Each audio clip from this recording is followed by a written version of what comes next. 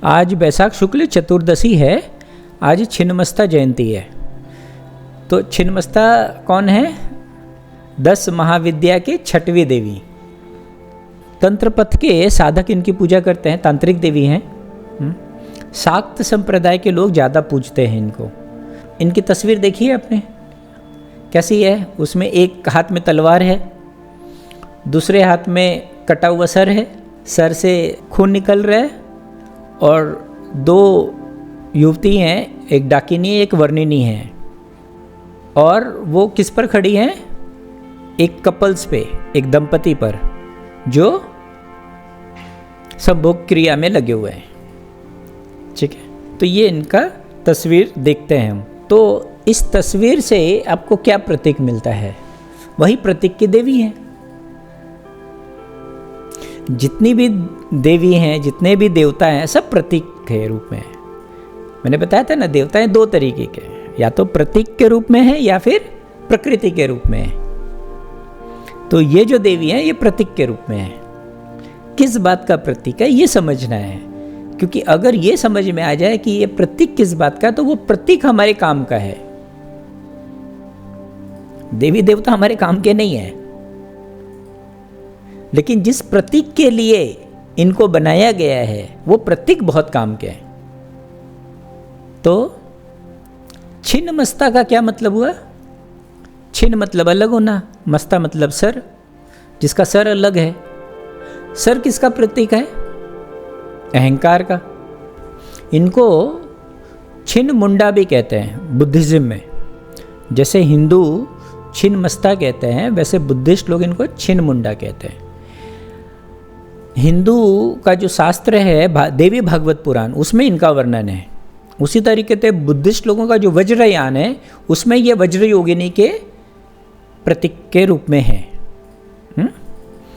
अलग अलग शास्त्रों में अलग अलग इनका वर्णन है। सारे वर्णन खोजोगे तो कम से कम 20 एक वर्णन मिलेंगे कि इनका जन्म ऐसे हुआ और ये इन्होंने ये किया और ये ऐसे करती हैं। ठीक है, तो उसमें तो जाकर कोई फ़ायदा नहीं है। आपका इंटरेस्ट है तो आप खोज लीजिए। बहुत लोग कहते हैं कि ये परशुराम की माता थी, रेणुका जी, जिनका सर काट दिया गया था। नरसिम्हा जी का अवतार इनसे हुआ है, और बहुत सारी बातें हैं। ठीक है, जो ज़रूरत की बात है वो है प्रतीक। किस बात की प्रतीक है? जो हमारे जीवन को बदलने में सहायक होगा। तो किस बात के प्रतीक हैं? आत्म बलिदान के। हम जाते हैं ना, बिना मरे स्वर्ग नहीं मिलता। इसका क्या मतलब हुआ? हमें आत्म बलिदान करना होता है, यानी हमें कुछ सेक्रीफाइस करना होता है। किसका सेक्रीफाइस? खुद का सेक्रीफाइस। खुद का सेक्रीफाइस कैसे करेंगे? सबसे बड़ा प्रतीक क्या हो सकता है? खुद का सर काट लिया, इससे बड़ा प्रतीक और क्या होगा? और सबसे बड़ा सेक्रीफाइस क्या है? अहंकार का गिरा देना, अहंकार को अपने सर से, अपने शरीर से, अपने जीवन से अलग कर देना। तो सबसे बड़ा प्रतीक है आत्म बलिदान का। दूसरा क्या है बात का प्रतीक है? कि अपनी सीमाओं पर विजय पाना। हम अपने कंफर्ट जोन में रहते हैं, सुविधा क्षेत्र में, उससे बाहर नहीं निकलना चाहते, और हम धीरे धीरे अपना कंफर्ट जोन बढ़ाते जा रहे हैं। देखिए, आजकल दोपहर में मीटिंग्स नहीं होती हैं, क्योंकि गर्मी का दिन है। अपना एसी चैम्बर छोड़ के कौन जाएगा? है ना? तो लोगों को कंफर्ट जोन में रहने की आदत है। हाँ, तो अभी आजकल हम बच्चों को भी एयर कंडीशन स्कूल में पढ़ाते हैं। अब वो बच्चे जब वास्तविक जीवन में आएंगे तो वो गर्मी कहाँ झेल पाएंगे? अगर एसी नहीं मिला तो उनका क्या हालत होगा? तो ये देवी का प्रतीक जो है वो ये है कि भाई आप अपनी सीमाओं पर विजय पाओ, और अगर नहीं पाएंगे तो आपका जीवन सफल नहीं होगा। तो जीवन को सफल करने के लिए इन प्रतीकों को समझिए कि आपको आत्म बलिदान करना है, आपको अपनी सीमाओं के बाहर निकलना है। अपनी सीमाओं से बाहर निकलने का मतलब आप समझ रहे हैं? रोज आप उठते हैं 7 बजे। अब अगर आपको कुछ ज़्यादा करना है, एक्स्ट्रा करना है, कुछ मान लो स्विमिंग सीखना है, कोई संगीत सीखना है, तो आपको 1 घंटा पहले उठना है। यानी अपनी सीमाओं के बाहर जाकर आपको करना पड़ेगा, यानी 7 की जगह 6 बजे उठना पड़ेगा। तो ये है ओवरकमिंग लिमिटेशंस। तो छिन्नमस्ता जो है वो रूपांतरण की प्रतीक है। रूपांतरण मतलब पूरा का पूरा रूपांतरण, मैंने थोड़ा बहुत नहीं। इसीलिए आप देखिए इतना भयानक चिन्ह बनाया गया। तो अगर कुछ नया करना है, कुछ बड़ा करना है, तो बिना रूपांतरण के संभव नहीं है, बिना बलिदान के संभव नहीं है, बिना अपनी सीमाओं को लांघे संभव नहीं है। अच्छा, एक चीज आपने देखा होगा उनकी चित्र में कि वो रति और कामदेव के ऊपर खड़ी हैं।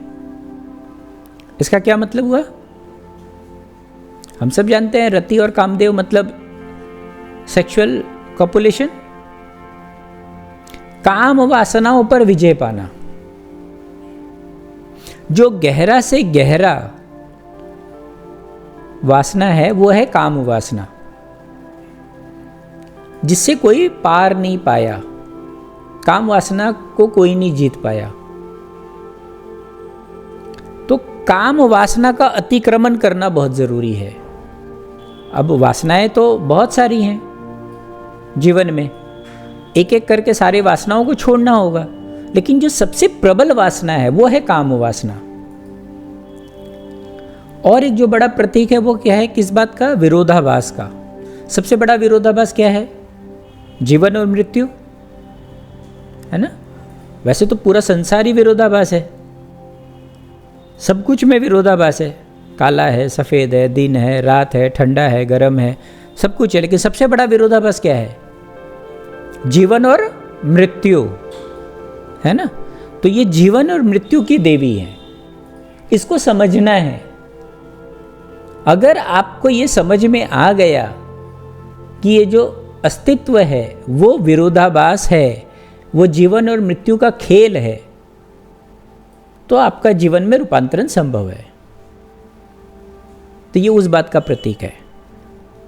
और ये तो वो प्रतीक है जो तांत्रिक पथ के जो साधक हैं उनके लिए, जो योगिक पथ के जो साधक हैं उनके लिए भी ये प्रतीक है।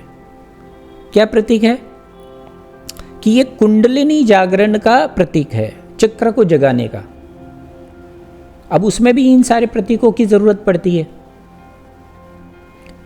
आपको अगर योग मार्ग से भी रूपांतरण लाना है तो इन सारे प्रतीकों को समझना होगा कि आपको अपने जीवन सफल करने के लिए इन प्रतीकों को समझकर इनसे बाहर आना होगा।